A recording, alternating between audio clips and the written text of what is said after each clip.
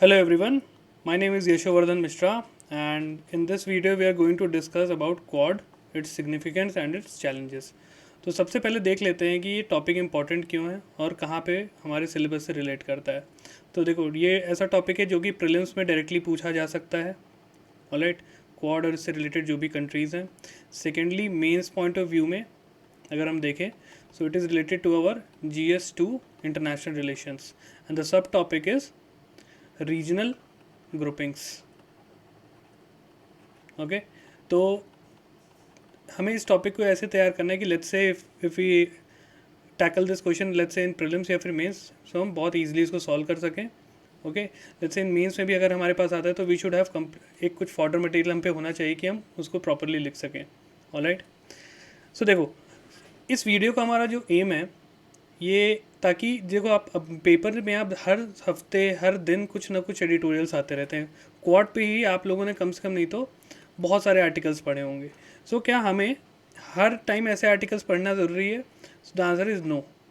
हमें हर टाइम नहीं पढ़ना, हमें एक ओवरऑल उसका ऑब्जेक्टिव, उसके चैलेंजेस, उसके अंदर की सारी चीज़ों को एक बार तैयार कर लेना है। ऑलराइट, और लेट्स से कुछ बहुत इंपॉर्टेंट उसमें कुछ लेट्स से सिग्निफिकेंट कुछ चेंजेस आते हैं तो उसको हम ऐड ऑन करेंगे।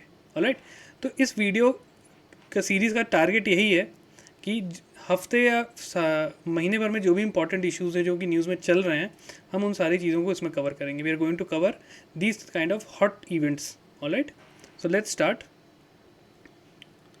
This is about me, you can read it from here. So सबसे पहले इसका एक इंट्रोडक्शन देख लेते हैं कि what is Quad, how many countries are there. Alright, so in this map you can see that the blue ones, India, Australia, Japan and US। This portion is also part of US, it is known as Alaska. I hope आप सबको ये पता होगा। Alright, सो जिस पे grouping है basically आपका ये है कंप्लीट। सो इसको क्वाड क्यों बोलते हैं? It is full form is quadrilateral grouping, because ये आपस में एक क्वाड्रिलेटरल फॉर्म होता है। ठीक है, इफ़ यू कैन सी एक क्वाड्रिलेटरल फॉर्म हो रहा है। ऑलराइट, तो इसका ये बेसिक इंट्रोडक्शन है। 2007 में शिंजो आबे ने इसे स्टार्ट किया था, इसका कंसेप्ट उन्होंने दिया था। जापानीज़ प्राइम मिनिस्टर थे हमारे शिंजो आबे, तो उन्होंने ये इनिशिएट किया था। But due to some reason Australia को वो इंक्लूड नहीं करना चाह रहे थे, इस वजह से उस पूरे आइडिया को रोक दिया गया था। बट 2012 में अगेन ये आइडिया रीइमर्ज हुआ। Alright, so the quadrilateral security dialogue, alright, is the informal strategic dialogue. तो इस टाइप के वर्ड्स आप लोग थोड़ा ध्यान में रखो। It is an informal strategic dialogue. Okay, prelims में भी कहीं पूछ सकता है, कभी भी दे देगा स्टेटमेंट कि फॉर्मल है। So remember it is an informal. ऐसे वर्ड्स पे UPSC काफ़ी प्ले करता है। Okay, so it is the dialogue between India, US, Japan and Australia. And इसका ऑब्जेक्टिव क्या है? To ensure and support a free and open and prosperous Indo Pacific region. सो Indo Pacific region देख लेते हैं। तो ये जो पूरा रीजन है बेसिकली इंडिया से लेके US, राइट, तो this is the Indo Pacific reason, very important. Alright, तो इसका आगे हम सिग्निफिकेंस सारी चीज़ें नोट करते हैं। सो इसका जो एक सेटअप था 2012 में, शिंजो आबे ने जब रीइमर्ज हुए तो उन्होंने बोला कि डेमोक्रेटिक सिक्योरिटी डायमंड इसको एक बोला जा रहा था। ठीक है, जिसमें Australia, India and Japan and US will have a some significant role. what the role should be? To safeguard the maritime commons from the Indian Ocean to the Western Pacific. From Indian Ocean to the Western Pacific. This is the Pacific Ocean. Alright? तो ये सारी चीज़ें, तो this is the western Pacific ocean, this is the eastern Pacific. Alright, तो ये इनका एक brief introduction. Alright, moving on. So what is the significance of quad? Important क्यों है ये हमारे लिए? ठीक है, या एज अ ग्रुपिंग ये क्यों, इसका सिग्निफिकेंस, इसका इंपॉर्टेंस क्यों है, क्यों इतना ज़्यादा न्यूज़ में रहता है? First of all the significance is to counter the Chinese assertiveness. We all know that China, South China Sea में, if you can see here, यहाँ पे अगर देखा जाए साउथ चाइना सी में चाइनीज़ असर्टिवनेस काफ़ी है। डरा धमका के लोगों से एरिया वो छीन ले रहा है। ठीक है, अपनी मनमानी कर रहा है वहाँ पे। सो ऐसी असर्टिवनेस को काउंटर करने के लिए क्वाड ग्रुपिंग को फॉर्म किया गया है। ऑलराइट, एंड इवन चाइना भी क्वाड को बोलता है it is the Asian NATO. Asian NATO, alright, remember ये चाइनीज टर्मिनोलॉजी है फॉर द क्वाड। सेकेंड इसका जो सिग्निफिकेंस है, to strengthen the India's act east policy. We all know that India की जो हमारी foreign policy, it is the act east policy. पहले ये था look east policy which further transform into act east, ठीक है, जिसमें हम जितनी भी east south east Asian countries उनके साथ बेटर एंगेजमेंट करना है, ऑलराइट। तो जिसमें आपका जो आशियान हो गया, नाउ बिम्स्टेक वगैरह, इस टाइप की जो रीजनल फोरम्स है, ये बेसिकली दिखा रही है कि India is acting on its eastern front, alright. The third one is to deepen ties with the member nation. तो मेंबर नेशन कौन कौन से हैं? India along with Japan, Australia and USA.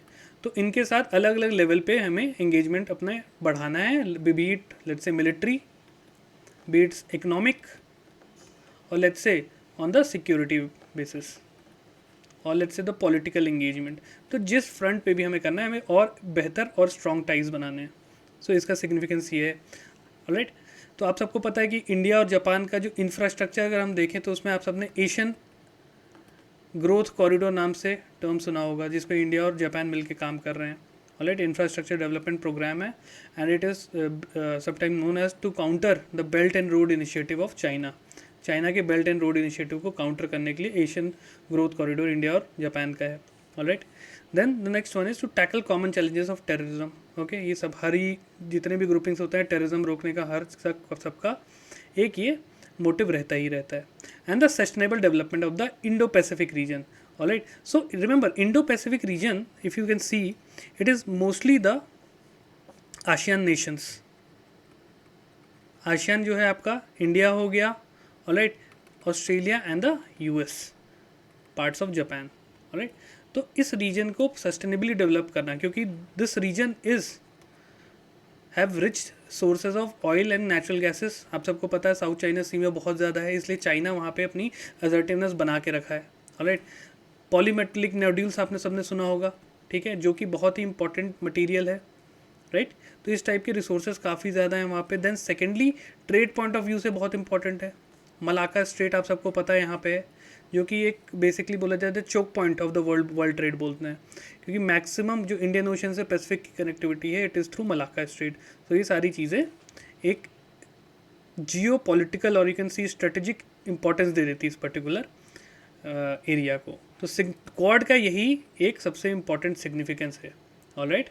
Moving on, देखो किसी भी ग्रुपिंग जब भी कुछ बनता है तो उसके कुछ शॉर्टकमिंग्स या चैलेंजेस भी होते हैं, ऑलराइट।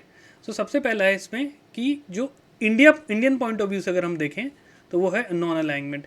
ये आप सबको पता है कि India is known for its non aligned approach, कि हम किसी ग्रुपिंग के साथ नहीं होंगे, बट क्वाड इसका जस्ट ऑपोजिट है। इंडिया, आप सबको पता है कि इंडिया यूएस और जापान के साथ इसमें उनके फेवर में आ रहा है, तो ये against the non alignment policy जो इंडिया की थी उसके अगेंस्ट जा रहा है ये। Secondly, no clarity of objectives. See what happen is कि जितने भी उसमें मेंबर्स हैं, ठीक है, उनका कोई एक सिंगल ऐसा कोई ऑब्जेक्टिव नहीं है, ऑलराइट, कि हमें भाई साउथ चाइना सी में चाइनीज असर्टिवनेस को कम करना है, ठीक है, या फिर हमें अपने खुद के टाइज स्ट्रॉन्ग करने हैं। तो इनका एक क्लियर अप्रोच नहीं है। दैट्स वाई एक इनफॉर्मल ग्रुपिंग भी जो बोलते हैं ना, इसका एक ड्रॉबैक है। फॉर्मल होता है तो प्रॉपर सेट ऑफ ऑब्जेक्टिव और सारी चीज़ें रहती। नेक्स्ट, इंडिया और रशिया के रिलेशन को इफेक्ट हो सकता है, क्योंकि आपको पता है in Quad US presence, Japan and Australia, ठीक है, तो these are the capitalist, alright. और आपको पता है कि रशिया के साथ इंडिया के जो टाइज हैं a very important for our defence as well as other significant areas. So कहीं ना कहीं ये इंडिया और रशिया रिलेशन को भी अफेक्ट करेगा, इंडिया का इन्वॉल्वमेंट क्वाड में, alright. Fourth is China's closeness to ASEAN nation. We all know that जो चाइनीज़ इन्फ्लुएंस है आशियान कंट्रीज़ पे वो बहुत ज़्यादा है, क्योंकि चाइना सबको पैसे दे रखा है। चाइना का जो अप्रोच है डेट ट्रैप, ठीक है, पैसे दो, उनके इंफ्रास्ट्रक्चर डेवलप करो, उनको अपने हिसाब से उनकी पॉलिसीज़ को मोल्ड कर दो। तो ये एक बहुत इंपॉर्टेंट चीज़ है जिससे इंडिया के भी रिलेशन ख़राब हो सकते हैं आशियान के साथ, क्योंकि चाइनीज़ इन्फ्लुएंस बहुत ज़्यादा है और क्वाड चाइना को काउंटर करने का एक मीडियम बन रहा है, alright. Last one is the economic power of China. आप सबको पता है कि we all know that China spend $261 billion on its defence, which is more than the combined of India, Japan and Australia. So economic power of China बहुत ज़्यादा है, तो ऐसे में हम क्वाड या उसका यूज़ करके हम चाइना को नाराज़ नहीं करना चाहेंगे, because we all know that import dependency India की चाइना पे कितनी ज़्यादा है। All right, so these are some challenges associated with the Quad. Moving on, now see what should be the way forward. क्या करना चाहिए इंडिया को and Quad as an organisation और लेट्स से ग्रुपिंग, उनको खुद के लिए क्या करना चाहिए।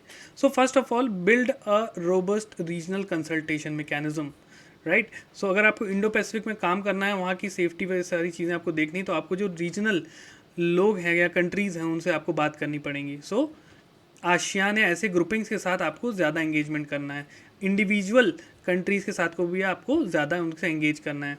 Now World Bank and nation development must focus on infrastructure funding in the region. See अगर कोई पैसे दे के कहीं पे अपने हिसाब से चीज़ों को करवा रहा है, so the same thing Quad can also do, और यूएस उसमें है तो फंडिंग का इशू भी नहीं आएगा। Alright, then Quad should avoid becoming an Asian NATO as being projected by China. We all know that China इसको एज एशियन नाटो बोल रहा है, तो उससे एक बचना चाहिए, ऐसे इमेज ना बने कि ऐसी एक मिलिट्री ऑर्गेनाइजेशन या ग्रुपिंग बन गई है। Alright, now India should not compromise its strategic autonomy unlike Australia and Japan which are bounded by alliance treaty of the US. So आप सबको पता है कि यूएस के साथ जापान और ऑस्ट्रेलिया का एक स्ट्रेटेजिक टाई भी है, नाटो के मेंबर्स वगैरह सब हैं ये लोग, ठीक है। तो इंडिया को ऐसे कॉम्प्रोमाइज़ नहीं करना चाहिए कि भाई हम इसी ग्रुपिंग में शामिल हो जाएं और फिर यूएस अपने हिसाब से हमसे काम करवा रहा है। तो एक हमें स्ट्रेटेजिक ऑटोनॉमी मेंटेन करके रखना है और हम अपने इंटरेस्ट के हिसाब से एंगेज करेंगे Quad nations as well as even with China. Alright, so ये अप्रोच इंडिया को अपनाना चाहिए and this is the thing. अब देखो, ये मैंने एक बेसिकली आपको GS2 में लेट्स से IR के पार्ट में अगर क्वेश्चन भी आता है क्वाड के ऊपर, so you should have the complete set of things कि देखो क्या चैलेंजेस हमने मेंशन किए हैं। ऑलराइट, सिग्निफिकेंस क्या है, 4-5 पॉइंट इसके रखे हुए हैं, ठीक है। तो आपके पास एक कंप्लीट सेट ऑफ आंसर, मैंने इसको बनाया भी ऐसे ही है कि आपको लेट्स से आंसर फॉर्मेट में कि एक हमने इंट्रोडक्शन दे दिया, we have mention the significance of this grouping, we have mention the challenges associated and what should be the way forward. So ऐसे ही अप्रोच रहेगा। मैं जो हफ्ते में 2 वीडियोज़ लेके आऊँगा और जो भी हॉट टॉपिक्स चल रहे हैं जो कि हमारे एग्ज़ाम पॉइंट ऑफ व्यू से बहुत इंपॉर्टेंट है, क्योंकि अगर आप यूट्यूब या कहीं भी कुछ खोलोगे तो यू कैन सी कि बहुत फालतू वीडियोज़ भी रहते हैं, रैंडमली किसी टॉपिक से भी वीडियो बना देंगे। बट अगर हमें एक सिस्टमेटिक और प्रॉपर अप्रोच से तैयारी करनी कि भाई मेरा यूज़ आए वो चीज़ें, अगर मैं क्वाड पढ़ लिया हूँ और मैं इसको कहीं यूज़ नहीं कर पा रहा हूँ तो इसको पढ़ने का मतलब नहीं है। ऑलराइट, सो हमें ये अप्रोच रखनी है एंड हफ्ते में मैं 2 वीडियोस लेके आऊँगा ऐसे ही सब कुछ करंट या हॉट टॉपिक्स के ऊपर। एंड देखिए इसी टाइप की जो मेंटोरशिप प्रोग्राम सारथी पे भी चल रही है, प्रीलिम्स के लिए एज वेल एज मेंस के लिए। तो हमारा अप्रोच यही रहेगा कि स्टूडेंट्स को हमें ये नहीं बताएंगे कि भाई आप ये बुक पढ़ लो वो बुक पढ़ लो, हम उनको एक गाइडेंस टाइप का देंगे, ठीक है, कि अगर करंट अफेयर्स इतनी सारी चीज़ें हैं, विच current affairs which should pickup, ठीक है। भाई बहुत सारे करंट अफेयर्स हफ्ते भर में आते हैं, इस महीने भर में आते हैं, तो हमें कौन से पर्टिकुलर करंट अफेयर्स को चूज़ करना है, किसको पढ़ना है, कौन सा UPSC पॉइंट ऑफ व्यू से सिग्निफिकेंट है, ऐसी चीज़ें हम इस पूरे वीडियो सीरीज़ में रखेंगे। ऑलराइट, सो आई थिंक आपको पूरा अप्रोच क्लियर हो गया है एंड आई थिंक आपको क्वाड की भी चीज़ें समझ में आई हैं। So I will see you in the next video. Have a safe day. Okay, bye.